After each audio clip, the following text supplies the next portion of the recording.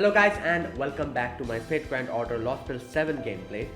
So, right, we are here in section 9 I think.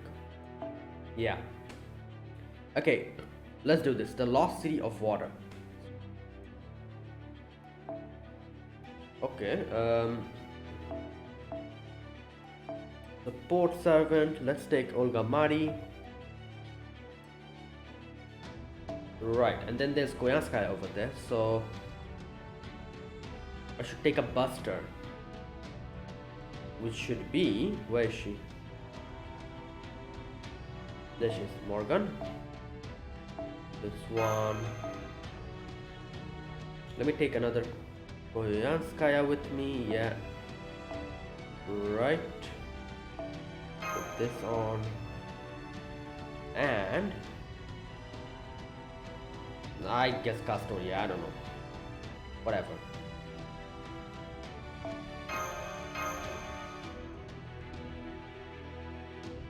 Let me change this. Okay, right.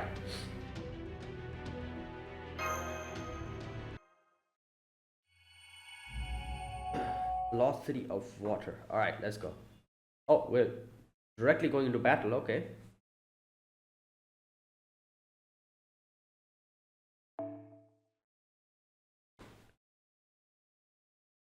Oh boy.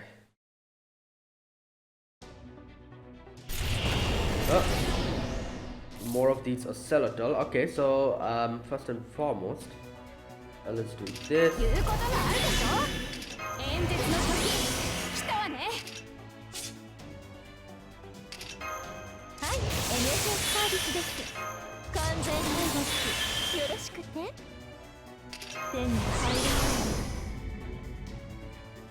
Okay, so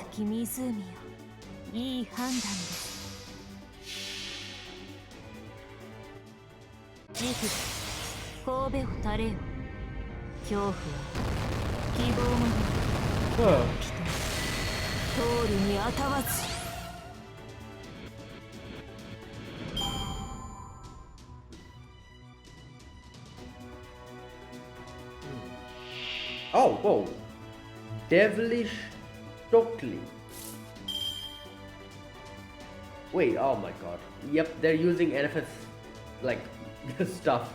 Obviously, because Koyanskaya, sold it to them. And now I'm guessing they mentioned it in the previous video that they are producing it themselves now. So yeah, fantastic. Right, so well, I guess just attack it normally.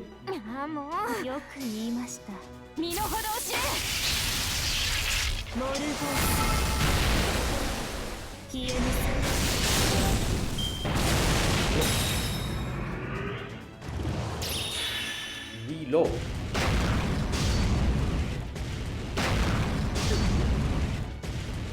I love how the more you're damaging it, the more it's breaking apart. Wait a minute, what is this reload?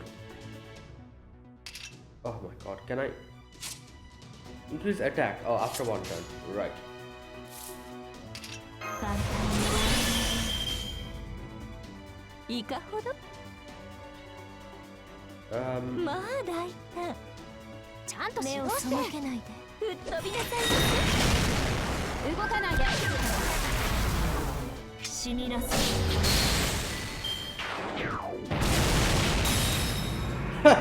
Yep, it's on its last leg. Oh my god, okay.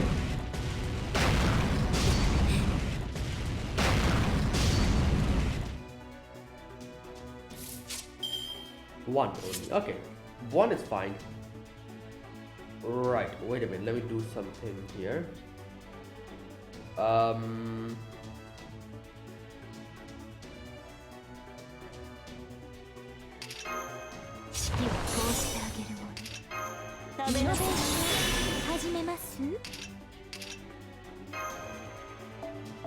Let's switch to my Koyanskaya.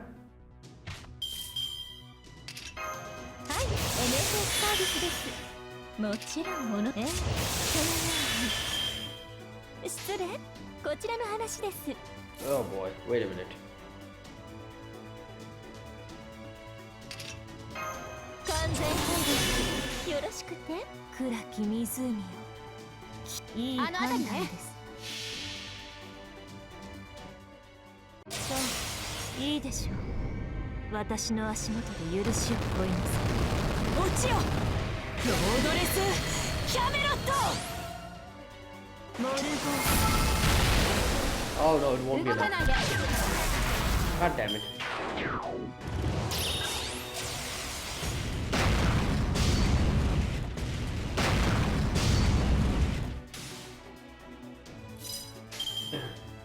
What is this? Oh my god. Ah. 言うことがあるでしょ。演説の時、来た。言うことがあるでしょ。ああ、もうあのあたりちゃんと指導して身の程を知れ。知っているかしら。キラッキラにしてあげる。ウルトラバースト。 What the hell, man?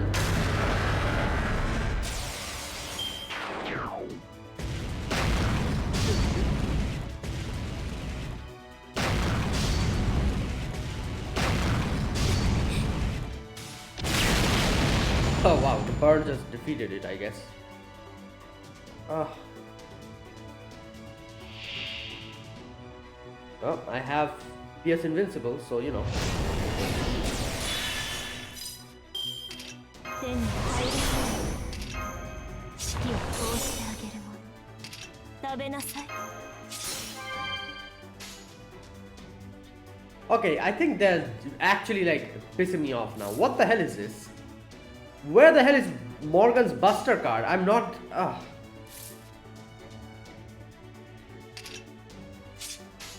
RNG pisses me off sometimes. It's so annoying. ああ、もうよく言いました。身の程を知れ。キラッキラにしてあげる。まだですね。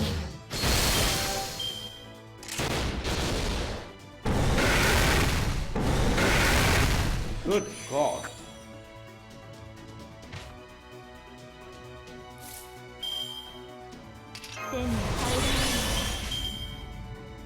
Yeah, now I don't really need it now. Now I'm getting the Buster cards.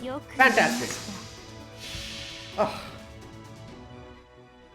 そう、いいでしょう。私の足元で許しを請いなさい。落ちよ、ロードレス。 And there you go. Oh boy. 演説はここまでよ。反論がないということは理解し合えたということかしら。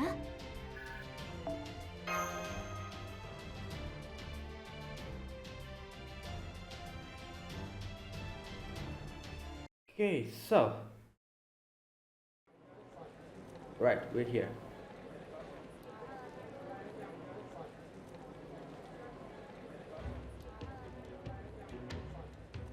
Whoa. Right.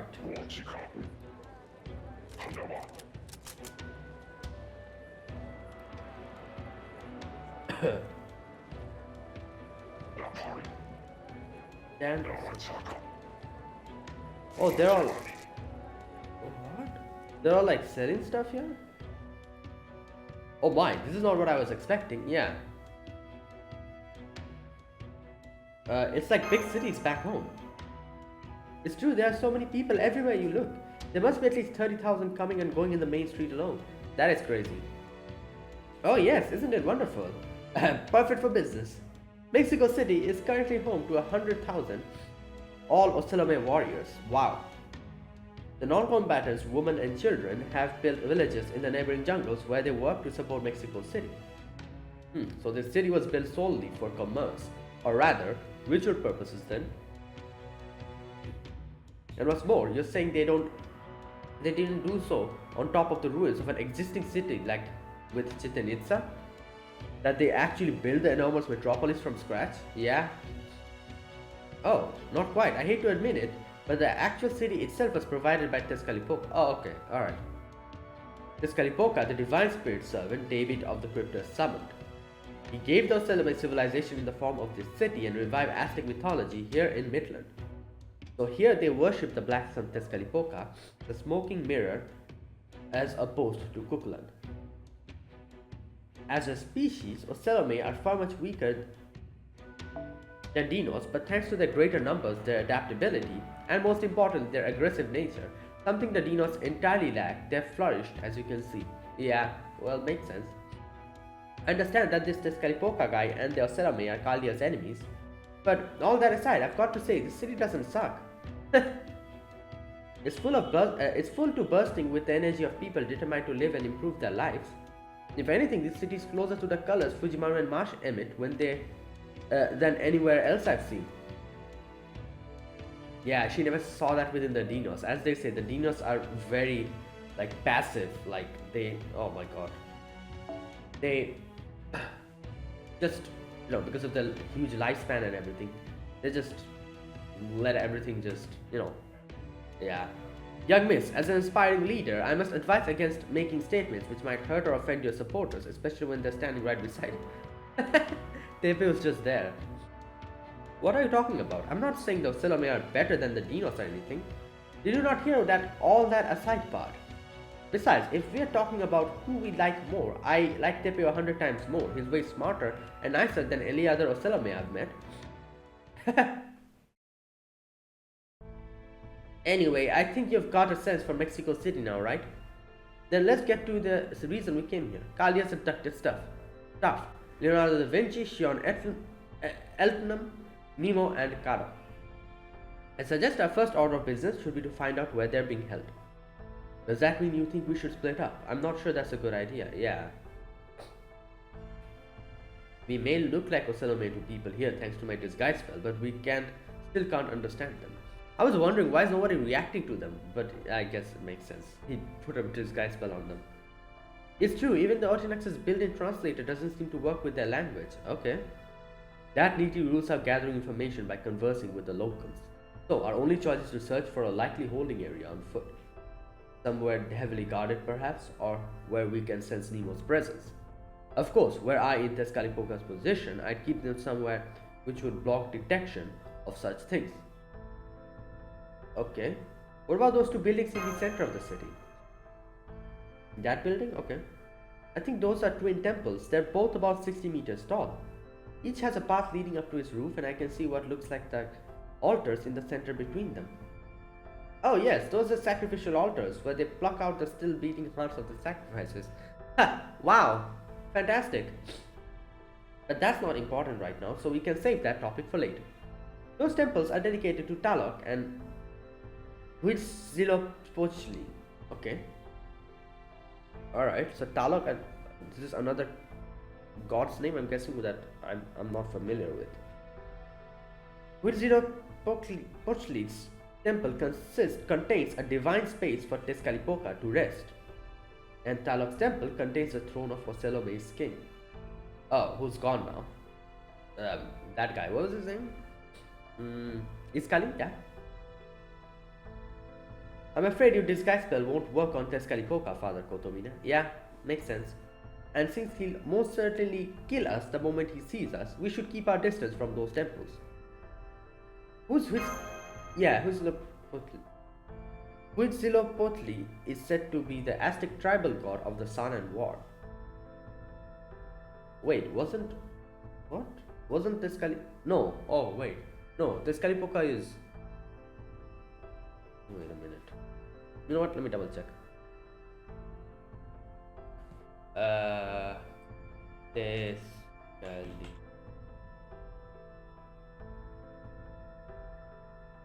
God of the night sky, according to ancient people of Mexico, is represented by Ursa Major. No, not...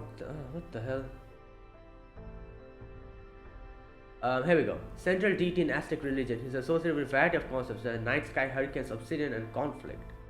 It's considered one of the sons of... Okay, yeah, so conflict, that is war. I guess there's like different gods and goddesses for, like, not necessarily they need to be only one particular god for a particular topic. When the Aztec people lost their land and were forced to wander around Central America, Huitzilopochtli guided them to Metzliapan, the Lake of the Moon. He's a war god who demanded countless sacrifices as fuel with which to move the sun. Oh. It is said that he wields the fiery snake Huitzilopochtli as a weapon and that he has blue arms and legs.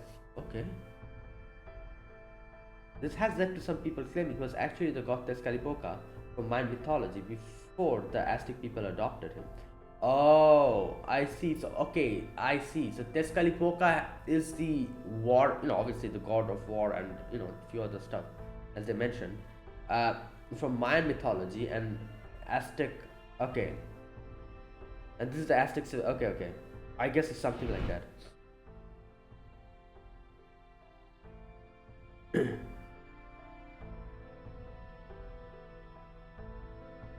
Yeah, wait. Huitzilopochtli have anything to do with Quetzalcoatl? Yes, since Huitzilopochtli wielded Huitzilopochtli as a weapon, he was said to be enemy of Quetzalcoatl. I guess it makes sense because it's right, because Quetzalcoatl is literally. What about Daybit? Okay. Daybit rarely comes to Mexico City. The other times I've come here, he was out in the jungle investigating old ruins. It seemed pretty clear that he was leaving city matters, that is, the war between the Dinos and the Osalemete, in Tezcatlipoca's hands. Also, he could focus entirely on his personal fieldwork. I swear, I still can't tell if he hates being a cryptor or loves it. Maybe both. Well, never mind that. It sounds like we can go around the city as we like, yeah? This will be my first time getting to see actual humans in their element. Fujimaru, Mush, I'm counting on you to explain anything I don't understand. We need to be careful though. I'm afraid that won't be possible, young miss. Since we cannot actually speak to anyone here, we'll need to make more effective use of our resources. Given the possibility of unforeseen complications, I think it'd be best if you and Tepe waited outside the city. Bruh! Olga Mai will be pissed. She'll be like, what the hell? I was looking forward to it so much. What? How come? It's because of my size, isn't it? Yeah, I guess. I may look like an ocelotl, but I'm still bump into people into large crowds. True, okay. And similarly, Olga Mari as well. She's also quite, big, I guess. Oh right, Olga Mari's horn. Oh, that as well. Yeah. Okay. Yeah, those that look like the traffic cones sideways. Can we just pop these horns off, Madam President? You say the most bizarre things sometimes. You know that, right? And of course we cannot. And don't ask me to make them smaller. Believe me, I've already made them as compact as I possibly can. I'm so sorry, Olga Mari, but I think we need you to do the prudent thing this time.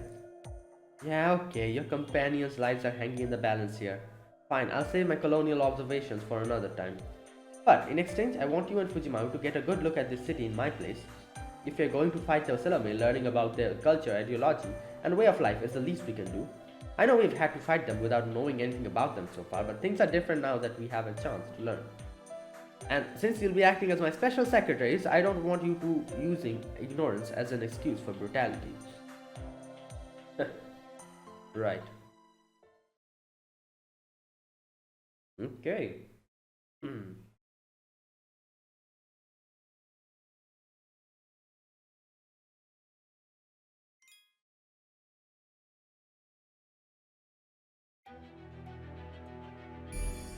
Okay, we're here in Mexico City. Let's go. Let's see where our companions are, where they have been held.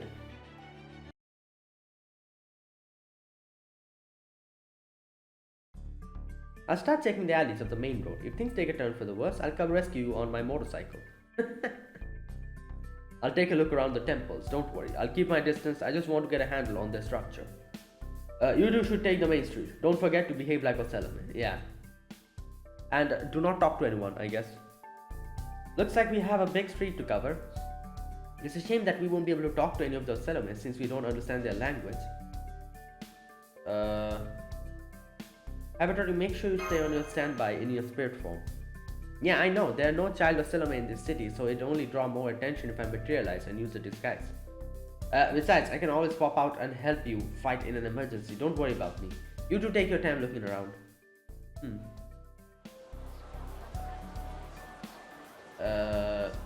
Didn't see anything like looks like a jail or a police station. Yeah, the street was nothing but shops. Although, don't you think this city feels a little too lively? Yeah. It's hard to be sure since everyone's wearing masks, but they all seem strangely on edge. Yeah. Just fidgeting around and everything.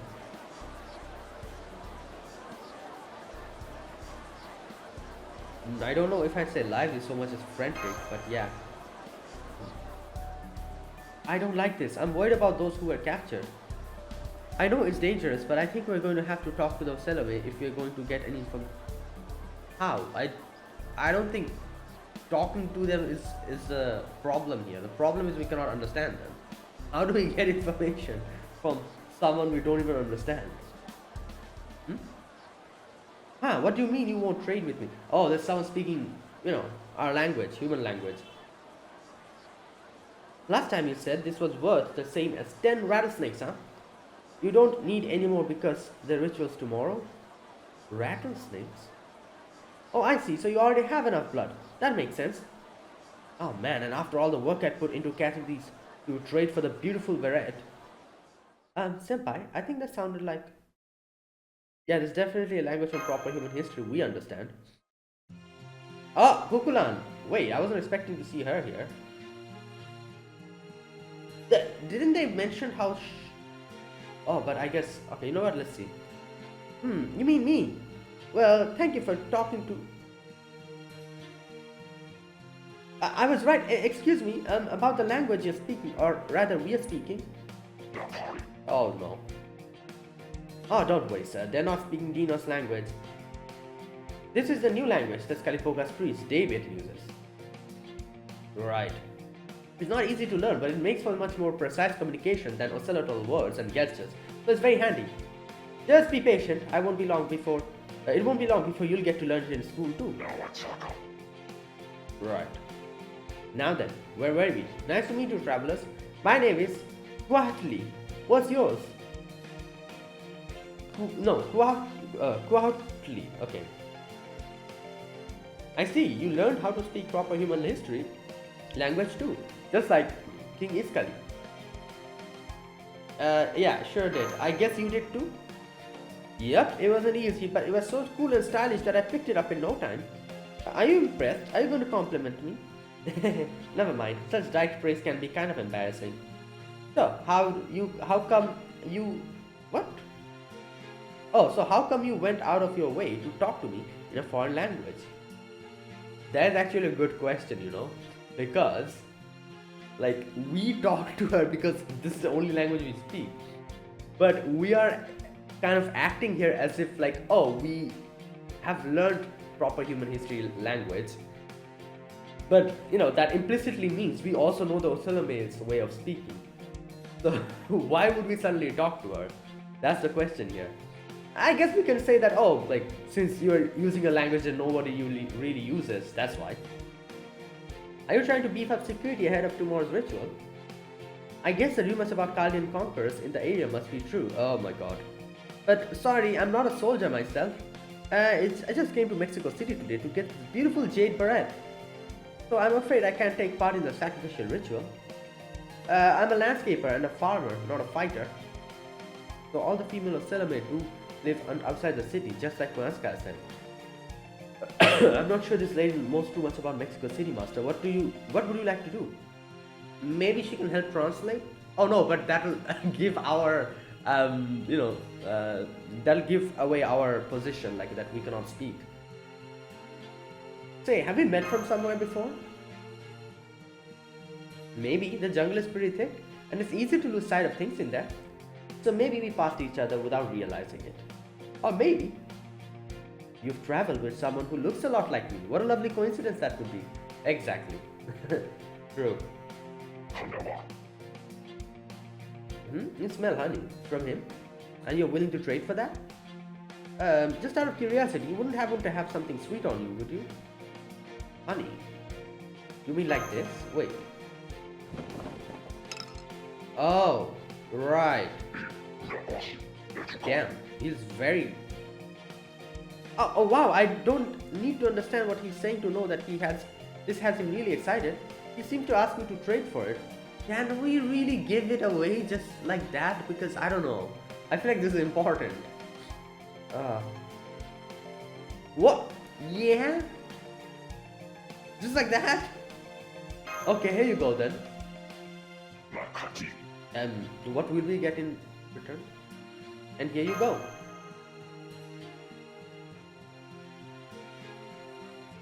Wait, he has multiple? Wait, was I mistaken? Did Fujimaru get multiple of them? Like they're just showing one little, so that's why I thought. Wait a minute. I think so. Okay, that I guess then that it's fine if you give it away, like one or two away. Huh, you're giving this to me? May I ask why? Because I doubt I'll ever meet someone who looks like you again. I see, so that's how you two think. Okay then, don't mind if I do. Wow, a human's never given me a present before. Human. Oh boy. Let me tell you something that just might help you out as my way of thanking you. The Chaldean conquerors, King Iskali and Tezcatlipoca brought here, are scheduled to be sacrificed tomorrow. I was thinking it's something like that because they're all just getting ready for something. Oh my god. They all have special blood, so they've been chosen as sacrifices to the sun. So if you wanted to, save, rescue them, I'd get on that as quick as I could if I were you. Otherwise, you might wind up to having to fight all the 100,000 of Salome in the city at once. Hey yo, 100,000. Nah man. Then again, being clever is kind of what you people from proper human history are about, isn't it, Fujimaru? Right. Okay. How do you know my name? Well, she's gone.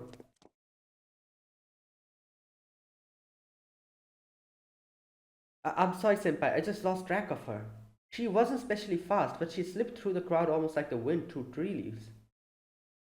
It's okay, Mash. I don't think anyone could have caught her. For now, let's go back to camp. Yeah. Right. If what she said is true, then we don't have a moment to lose. Let's hurry and find the others so we can come up with a plan.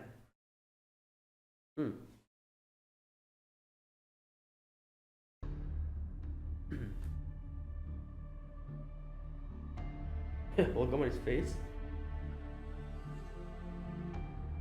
They're going to sacrifice the Chaldeans by plucking out their still beating hearts? What the heck did they do to deserve that? I wouldn't punish someone like that, even for defaming the president. You're mistaken, young miss. These sacrifices are not criminals. Yeah, they're doing this because that's their way of, I guess, praying to the god here. And as they said, like, they found the Chaldean, the blood very different, so that's why they're made them the sacrifices.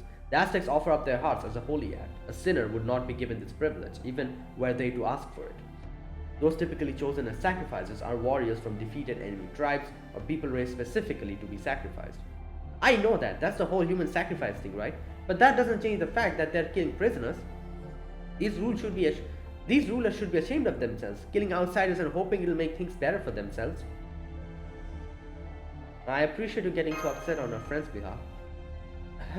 I'm upset because I'm disappointed in myself. I'm disappointed that I was so impressed by the Salome building such a big city that I gave them 4 stars. Now it's 1 star. Excuse me, may I ask a question? Why sacrifice them? Did this sort of thing happen in proper human history as well? Well, yeah, I guess. As I said, it's like a holy act. I understand it's more important to focus on how we are going to rescue these 4 Chaldeans before they are sacrificed, but not at all. These are precisely the questions which will allow us to begin understanding the Salome, which may well be the key in rescuing the hostages. It's quite a pertinent question, Tepio. In fact, I have a question for you as well, but it can wait until later.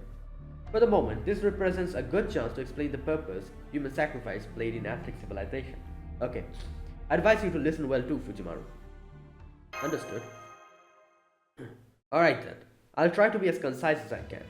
The Aztecs were not the first civilization in Central America. Some such as the Olmecs and Zapotecs, predate even the Aztecs.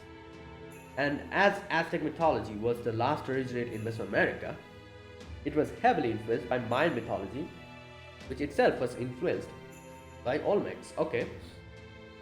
My thinking is that the mythology of Latin America are not separated by tribe or civilization, but rather that there is a sort of shared remembrance of the creation of the world, continuously passed on by all who live there. Okay, and that's why one of each of the culture which succeeds the predecessor, it has something common to the predecessor. Remembrance. Is this like some sort of image the jungle has planted in people's minds? That's right, remember, this land is vast, and these intertribal conflicts were a constant part of their daily lives. So, the people who lived there would never be so greedy, or perhaps arbitrary, as to mix in their own motives with their creation myths. No, I suspect they simply built up their myths based on whatever they were feeling at that time, which surely included staring into the jungle's swirling darkness and harmonizing with it. True, compared to the other mythologies, Mesoamerica's cosmological timeline is fairly fractured. Similar meanings carry defined names, and even its perception of time is highly unusual. So while we do have written historical records, it's difficult to piece everything together and keep it all free of contradictions. And you think that's because this mythology wasn't created by humans? Interesting. But was instead created by the land itself, or possibly something greater still? Right. Okay. Indeed, the people of Central America never kept large livestock, never used vehicles to transport anything, and never rode animals. So they had all the necessary knowledge to do so had they wished. I can only assume they intentionally denied themselves any development which might have made their lives easier or more comfortable if it meant humans reigned supreme in the jungle. Oh, interesting. You know what? Yeah, I guess that makes sense. Because they worship the jungle, and they worship culturally it makes sense, because if they started developing vehicles and other stuff, that the humans, they would become the top predators, which they didn't want to happen. That's why they refrain themselves from specifically doing these type of things, doing these inventions and stuff that was going to make them superior, I guess. In contrast to this, they were intensely interested in astronomy. Unusually so, one can argue. The astronomical techniques were far more the most accurate of any other ancient civilization. Because that's why the Mayan calendar, it kind of predicted a lot of things, and a lot of other ending the world and all that stuff it predicted, I guess, because they were so well versed. Yeah, okay. Suffice to say, they were extremely interested in, as well as respectful and fearful of outer space. Why? The answer is obvious. What, you're going to bring in aliens here now? Oh no. Their ancestors were once threatened or even victimized by something which came from it. The memories of the very land they lived in told them that their world had once been destroyed by something alien to it. Wait. The memories of the very land they lived in, told them that their world has once been destroyed by something alien to it. In fact, in Aztec mythology, the world meets its end several times. Yeah, that's what I said. But do you know how many times, Fujimaru? I remember Marsh said it was... That's right, 5 times. Well, 4 to be precise, since in Aztec mythology, the 5th time is the age we're living in now. Yeah. While there are tales of the world itself being destroyed in other mythologies, tales of it being destroyed and rebuilt time and time again are unique to the Aztecs. Suffice to say, in Aztec civilization, really, in all of Central America, the land holds clear memories of devastation and rebirth, and the people who lived there took that as a lesson. I see, if something like that were to happen multiple times, it would be sensible for people to learn from and prepare for it. Huh. So you say they learned to practice astronomy, and their way to address the dangers they saw was these human sacrifices. Oh.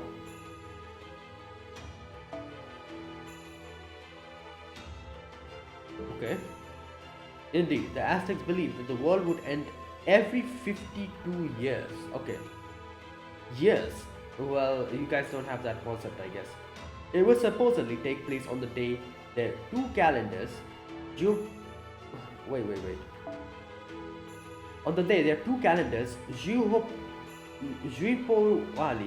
their agricultural calendar, and Tonalpuhali, their sacred calendar, aligned. Okay. On this day, the sun would lose its power and the world would be plunged into darkness. And that is a very brief overview of Aztec eschatology. During the twilight of this day, the Aztec people would hold a grand ceremony in the capital city of Tenochtitlan. People would put out each and every fire in their homes and village. These symbolize the old years. They would then offer their own blood for the ceremony, fervently praying for the sun's return out of fear tomorrow may never come. Okay, right, that's why the human sacrifices and all that. Aztec priests filled with fervent wishes of their people would then tear the still beating hearts from the sacrifices and offer them to a new grand fire, which symbolizes the new cycle. Okay. The belief was that this would grant the sun sufficient power to keep the world alive for the next 52 years, allowing the world to be reborn. Okay, so this day where the wait a minute, how many years did he say? 52 years or something? Wait.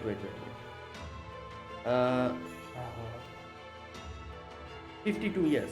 Is this a day where like an eclipse happens or something? Like, because otherwise, like scientifically, you need an explanation for that. Like the whole world will be plunged in darkness and everything. How does that work? Because there's always a day and there's always a night. It'll always change, but one day complete. So it's like an eclipse on that day. Wait a minute. You know what? Let me check. How, like, the interval in which eclipse happens. Interval in which eclipse happens. 2 to 5 times a year. No. Wait, what?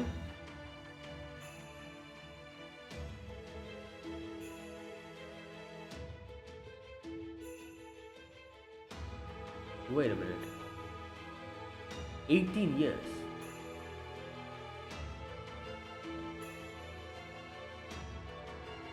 But here, it's written 18 years here. Is this something? Wait a minute. You know what? I think they're going to explain it. Why am I trying to?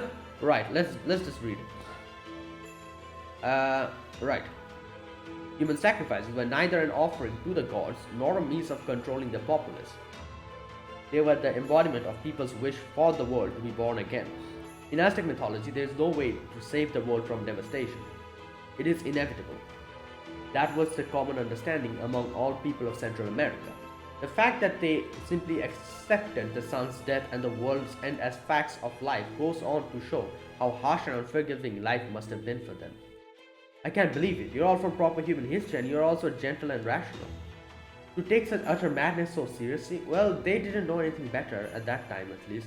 Did no one point out to them that the sun operates quite independently of any human intervention? Madness or not, this was their truth. Only those who were alive at that time can take issue with it. All we can do now is remember and record the experiences. Yeah. That being said, I believe that in terms of magecraft, it was all very real. The fact is, once the Aztecs stopped making human sacrifices, the empire came to an end. That is crazy. Their mythology and their world is now completely gone. Right. Huh? That's news to me.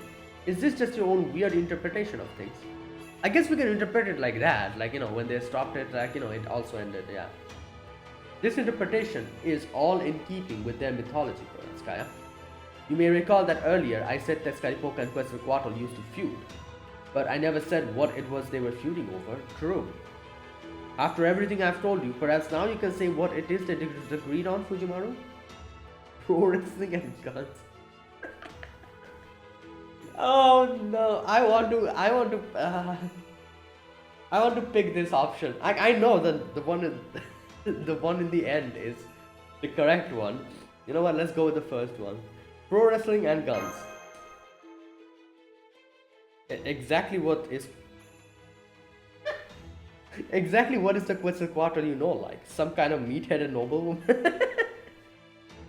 No matter, Quetzalcoatl would always have been delighted to see human race living well now, and to see their lands boast a flourishing civilization. Yeah, so Quetzalcoatl didn't really want, I guess, the human sacrifices to go on, I guess, unlike the Skalipoka. At any rate, correct answer is the ritual of human sacrifice. Some legends have posted that of the Aztec pantheon, Quetzalcoatl was the only god who opposed human sacrifices. The Skalipoka, on the other hand, was all for it. You can learn a great deal about these gods' nature from this conflict alone.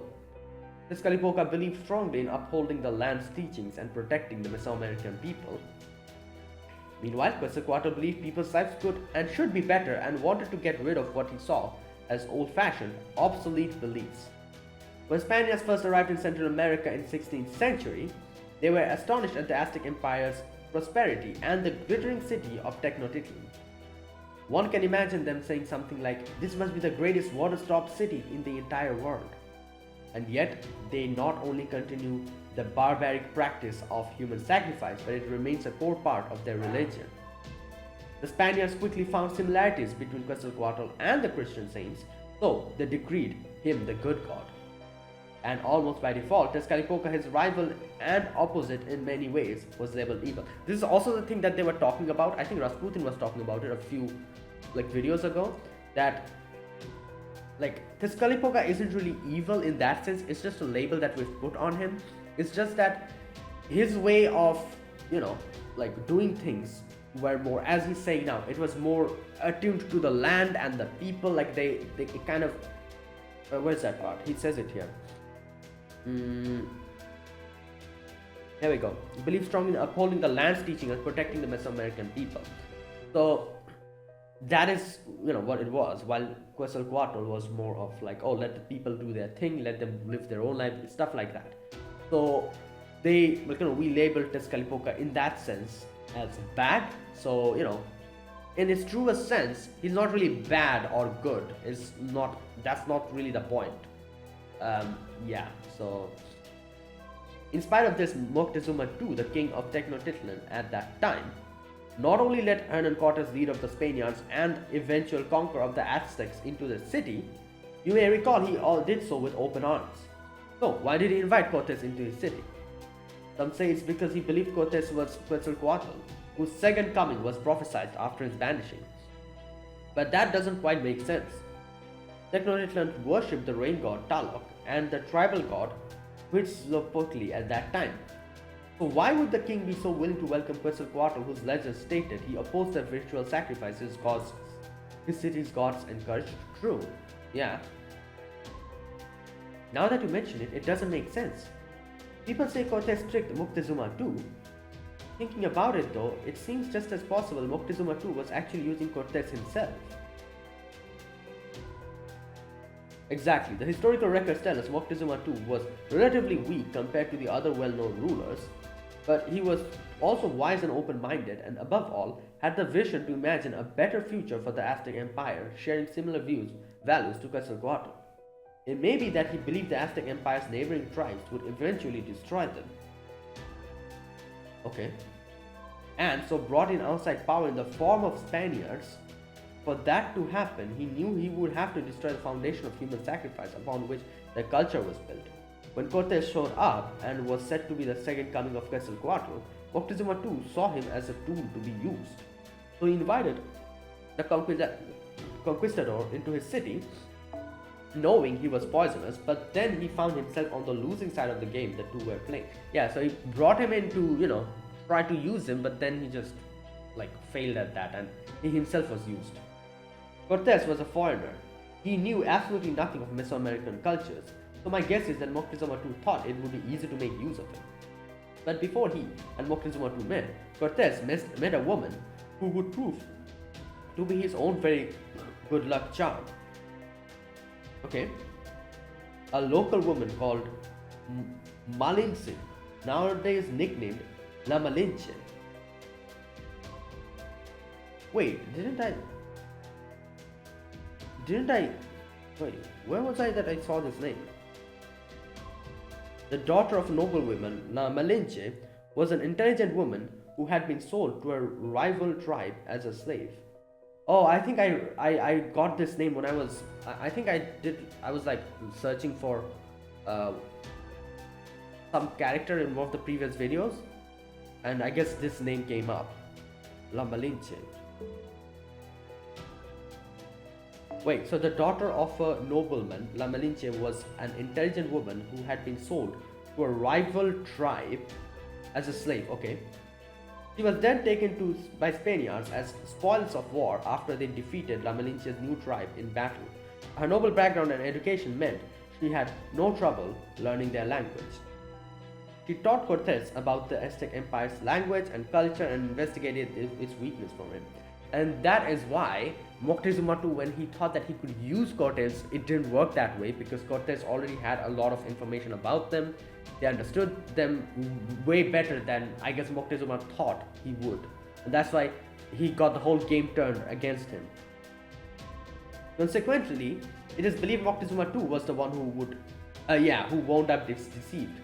Yeah, so, Cortes realized that this guy's trying to trick me, so let me act as a fool, and when the time comes, I'm going to turn the whole game on him. It's something like that he did. And the Aztec Empire fell into the Spanish one. It's said that the Spaniards' victory was a miracle, since they only had 600 cavalry to the Aztecs' 200,000 soldiers. But the truth is, La Malinche was the true cause of the Aztec Empire's downfall. Her and a coalition of all the rival tribes the Aztecs had been subjugating for years. Though of course, once the Aztec Empire was gone, the Spaniards would go on to eradicate those other tribes as well. I see. And so the emperor who thought to stop the ritual of human sacrifice is the man who invited the Aztec Empire's downfall. The end result is that their culture ground to a complete stop, thus paradoxically it would have been better for the ritual to continue. Is that your argument? I don't think there's any argument here, it's just what happened. Yes, though only if we set aside questions of ethics and human rights. For it was just when a dull grey light was shown on their ritual of rebirth, a mystic dating to the age of myth, that their son died. Just when a dull grey light was shown on the ritual of rebirth, a mystic dating to the age of myth. Okay. Now, here's my question for you, Tepio. Has the sun in Mictlan ever gone out? Oh, right. So that's why they're having the ritual tomorrow. Okay. Yes, it has. I've never experienced it myself, but they say that once, ages and ages ago, Mala was covered in shadow, and the sun was lost. The Dinos referred to that event as the Night of the Dread. The sun disappeared and the night lasted for what seemed like an eternity. So Mictlan's sun has in fact been lost before, though Seleme are actually somewhat justified in practicing this ritual.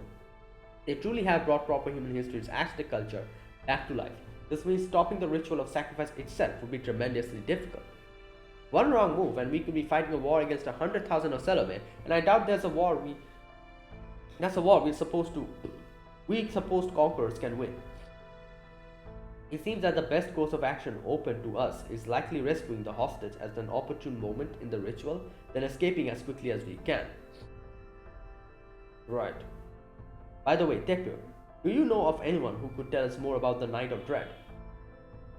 I've only heard the priest speak of it, and then only to say that it happened. The only ones who could know more are Kukulan and the observatories. No, never mind. What? There may be a detailed record in the Solar Sojourn, Chichen Itza's throne room. Understood. Perhaps we'll get a chance to see it later then. At any rate, thank you for all your patience. Let's return to the matter at hand.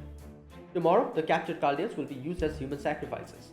The only way we can stop that is by rescuing them before the ritual begins. However, I'm afraid I have some very unfortunate news to share in that regard. The prisoners are being kept underground beneath Talok's temple. What's more, the temple is guarded by a frankly absurd number of armed Selome. Never mind rescuing them from their cells, we wouldn't be able to get close. So you already knew where they were being kept. No wonder you took your time with all that ritual talk. If the look on your face is anything to go by, you've reached a conclusion too, though I'm guessing it's probably the same as mine. Indeed, it may not be possible to sneak into the temple now, but tomorrow will be a different story. I see, because already everything will be in a they'll be busy doing the preparations and stuff. So in proper human history, the Aztec ritual of human sacrifice was a part of ceremony to bring new life to the world. and involved every Aztec citizen seizing battle and prostrating themselves in the prayer for the ritual's success. The Salome are likely no different. At the very least, we can accept the warriors outside the temple will be following the traditions of the ritual. Of course, there are bound to be some soldiers inside the temple as well, but I trust you can handle those, Fujimaru. So the plan is, tomorrow we sneak into the temple right before the ceremony and get everyone out. Yeah. Correct. Of course, you'll require a route suited to sneaking in, but I believe our capable bunny here can look into that. In the meantime, the rest of us can recover our strength, then set out for the temple at dawn. How does that sound? Right. Why are you even asking? There's obviously no alternative. Very well, I shall secure a secret route into the temple. The rest of you enjoy your pleasant little chat. I swear on NFF services that I'll find the safest route possible. Okay, so that is the mission. Right.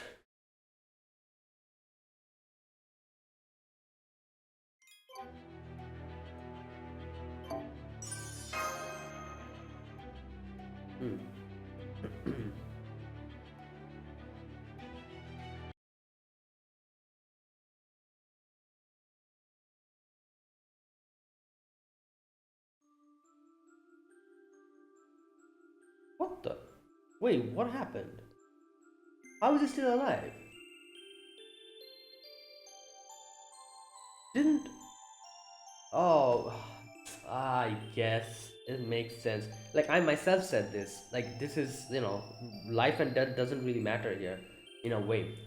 I guess this Kalipapa brought him back somehow. Oh no, we'll have to tolerate his nonsense again. Good God. The torches are lit all along the main street.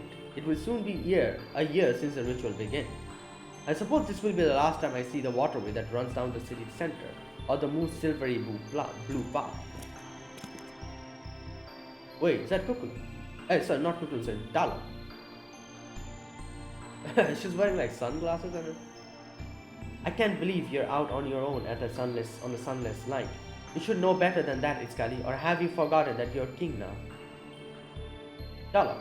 No, I promise you, I haven't forgotten. This is Mexico City Sanctuary, a holy area. Only the king, the gods, and the sacrifices may enter. No miscreant would dare come here. I'll be fine on my own. More importantly, why are you dressed like a human from proper human history? Yeah. Don't worry about it. I'm just matching my brother. I guess because, he also wears the same. He told me that I'm going to protect Mexico City. I need to make a visible effort to be part of its culture. He also said that nobody likes antiquated old-fashioned gods and that the Oselome would say I'm behind the times if I don't keep up. With all due respect to Tezcatlipoca, I have no issue with your manner of dress, Talo. If anything, it suits Mictlan well. It perfectly embodies both the blessings of rain and the deaths caused by flooding. That's true. This is a Lostbelt Mictlan. It's very different from the overly soft Mictlan of proper human history. Here only fighters can survive. Do you know what Aztec mythology considered paradise, Iskali? A world where Mictlan is populated by non-warriors. Oh. A world where the only people who got to the afterlife are those who died from natural causes instead of in battle. It doesn't even matter whether they're good or evil. That's interesting. That's like completely opposite from, the Norse mythology of Valhalla and all that. It couldn't be more different from this Mictlan, at least for the Seleme. The Seleme are all brave warriors, yes. Dying in battle is the greatest offering they could make to Tezcatlipoca. That is where proper human history's Aztecs went wrong. Not just with the ritual of rebirth, they ritually sacrifice people every day as offerings to the gods, or as payment for the gift of rain. Each and every day they slicked their beautiful city with the blood by carving out civilians' heart. Not a day went by that streets did not turn red with blood staining the moon's path. Such idiocy! How did they imagine they could change the world with the blood of ignorant slaves? We're nothing like that. We would never spill such useless blood. We only take the organs with real power. Ah, good lord. You know what? Again, it's just, I guess that's their culture. But it's just so, he's admonishing the fact that, people, normal people, their blood has been spilled. The Aztec civilization of proper human history, they did such a foolish thing. And then immediately on the same sentence, he himself says one of the most foolish things I've heard. That is that, we only never spill such useless blood. We only take organs with real power. Like, again, like I said, I understand it's their culture. They have been, like, as they said, it is their way of the land, like this is the feeling that they had. I forgot the exact term that they used, but they mentioned that Tezcatlipoca continued what the land, and while Quetzalcoatl was different. He was more like, oh no, let the people do their thing. We should, like stuff like that. But yeah, like the fact that he admonishes such a practice and then literally in the same sentence says something similarly foolish is just absolutely baffling. Power enough to resurrect a god. And soon we will have enough sacrifices to accomplish our goal. The Chaldean mage and the expertly made artificial human both have hearts rarer than any Dinos. They will be the perfect final sacrifice to resurrect the true Tezcatlipoca. That's what they're trying to do. Okay. The Dinos' heart we've collected have been sent to the Mictlan's lowest stratum by the moon's path. Did my brother tell you about the lowest stratum? He did. He said there's a weapon sleeping or there that will destroy proper human history once and for all. 1 year ago, Tezcatlipoca came up here to the 5th stratum from the bottom one and blessed us with weapons. Right. So we could return with him to the bottom stratum in a year's time and use the weapon there to destroy proper human history. This is his will, and we will gladly obey. We will here in Mexico City eradicate the Dinos, seize power over all of Mictlan, replace the absurd proper human history and become the next dominant species of this world. Yes, that's more or less correct. Very well then. Resolute, Iskali. You have grown much over this past year and have even proven to be the human Tezcatlipoca. Yourself to be the human. Make sure that the ritual tomorrow is a success. Remember, if it fails, your life is forfeit. Yes, Dalok, I won't let you down. I will destroy proper human history's world. If the remaining Chaldeans have any backbone, they'll probably come and try to stop it. The mage would also make a good sacrifice. How are you yapping like this? Like, you literally got obliterated by Olga Mari in one shot, and Olga Mari didn't even have her full power with her at that time. She's amnesiac. She doesn't remember anything. Doesn't have her full power at her disposal. The mage would also make a good sacrifice. So I will cut off both their heads at the altar and offer up their still beating hearts to you and Tezcatlipoca. Did you forget? Thank you, Talok. This guy is, he really irks me in such a weird way. Especially like his way of speaking, and like I just don't know his way of, I don't know, his obliviousness to like he doesn't have like a proper, what's that word? Like he doesn't understand what's going on, like what type of situation it is.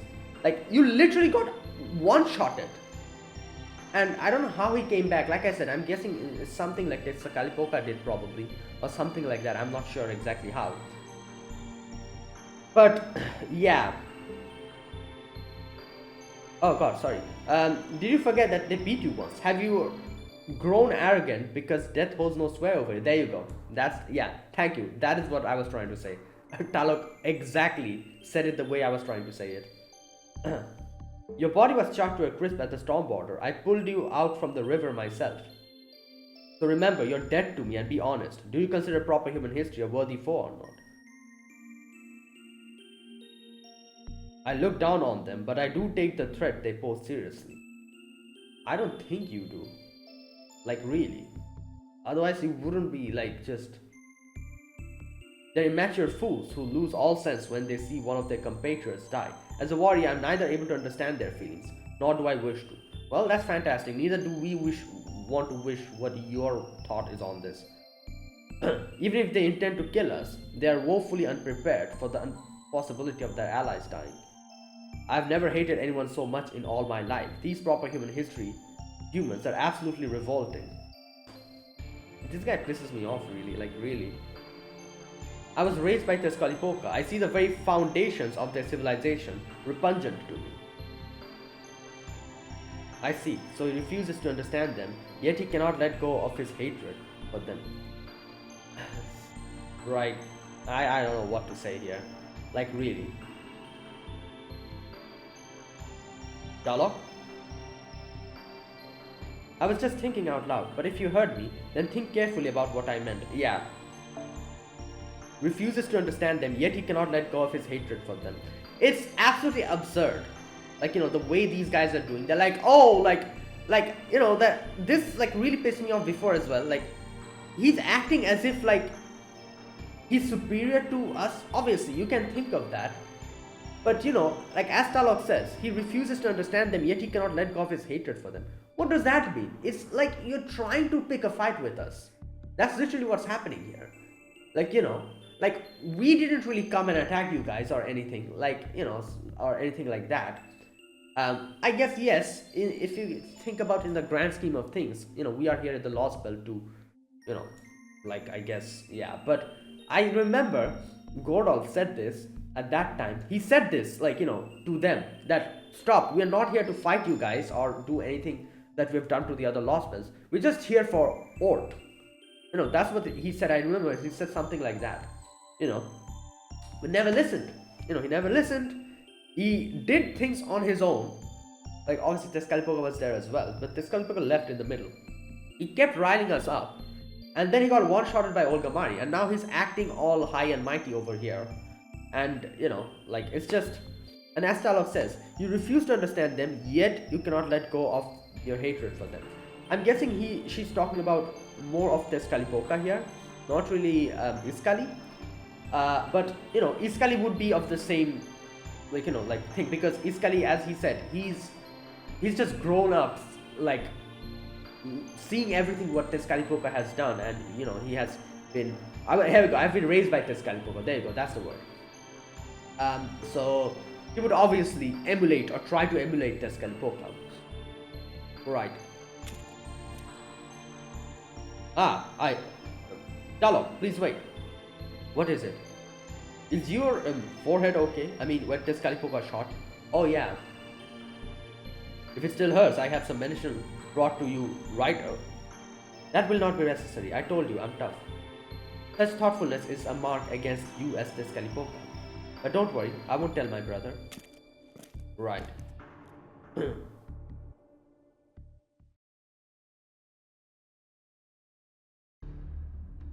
Oh my god, they're just here stuck. As I thought, we cannot call anyone from in here. It looks like this building itself is a sanctuary. Maybe it is the home of a very powerful divine spirit. Not that alone would explain jamming of this nature. This is almost like an entirely different world, like the inside of a living creature. Or the inside of a spaceship, which cuts off all radio waves. Karok, are you listening? How long do you intend to sit around sulking? You do realize that you are going to be sacrificed tomorrow, right? Do you not care about getting out of here? Why is he sulking?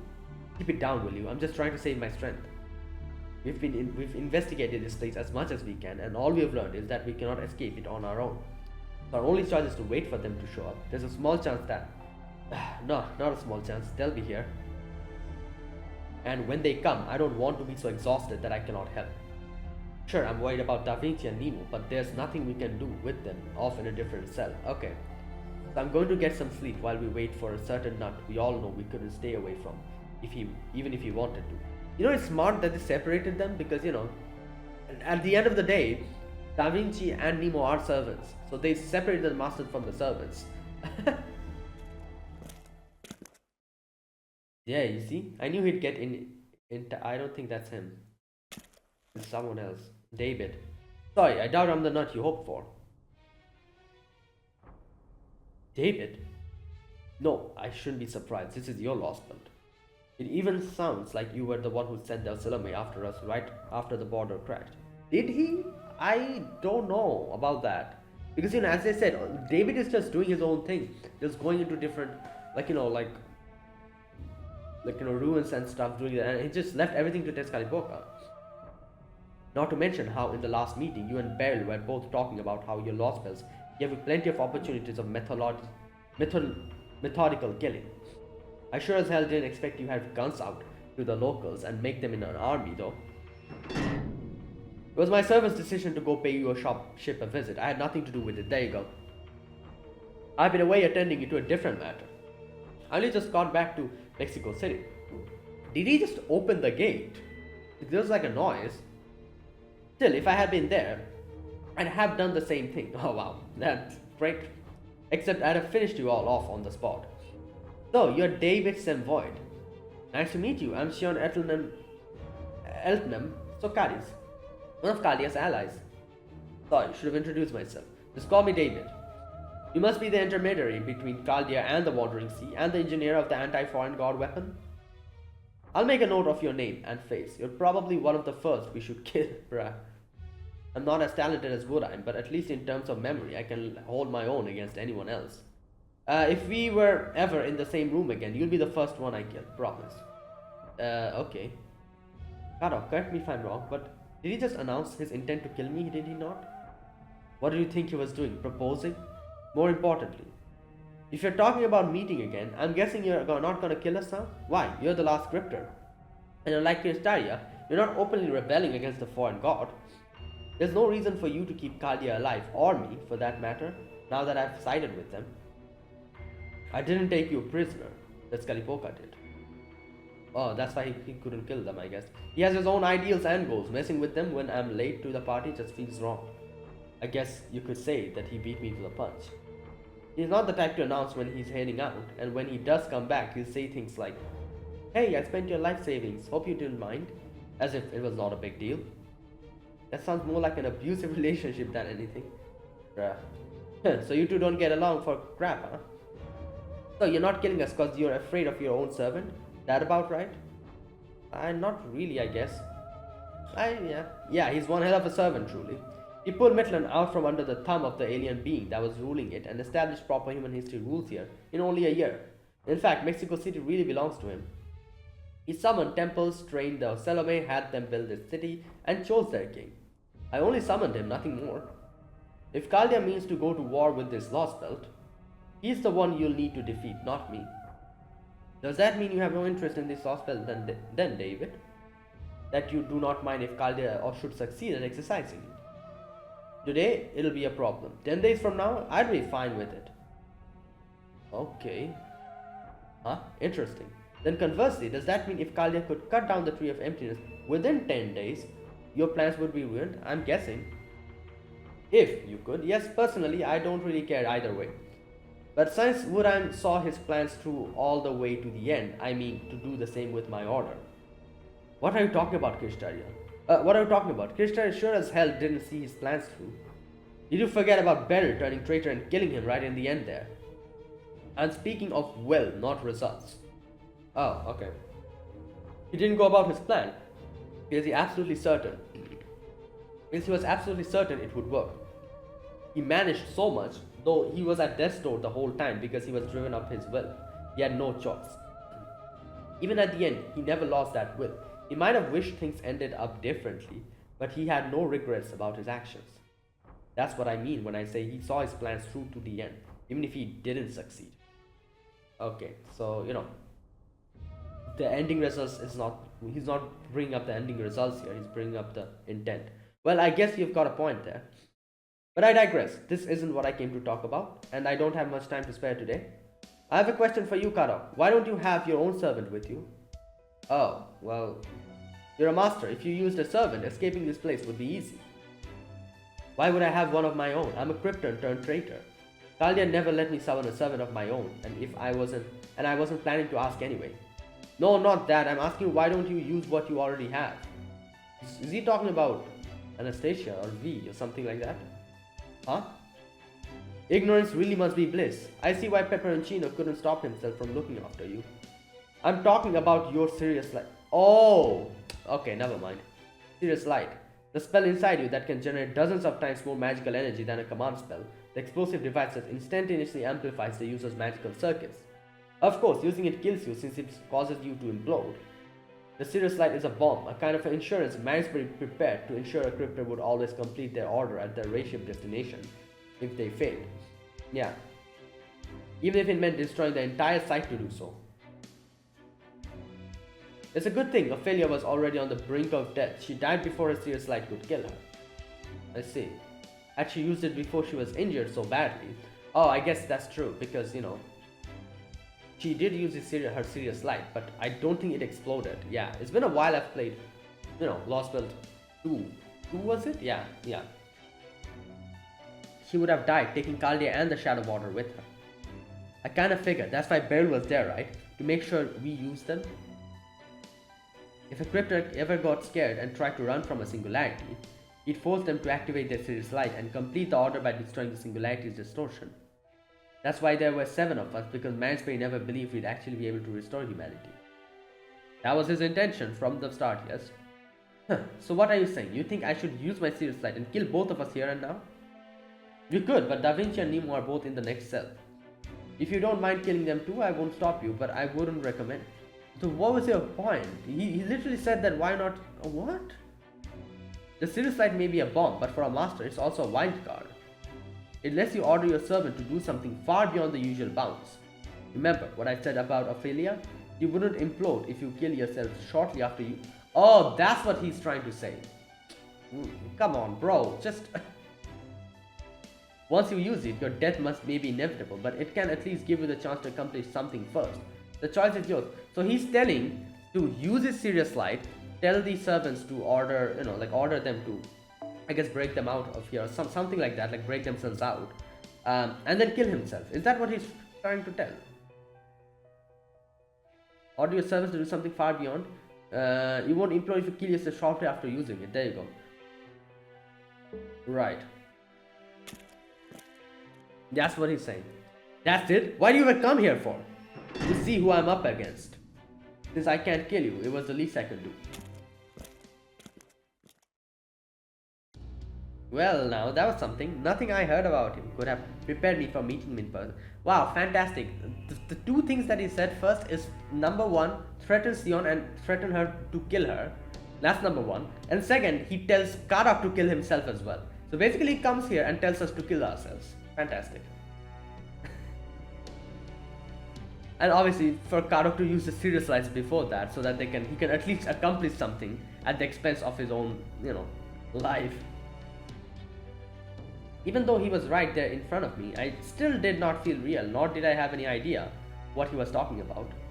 I am impressed you were on a team with him, Karok. It felt more like I was talking to a hole in the very world than a person. Yeah, I know, I felt the same way at first.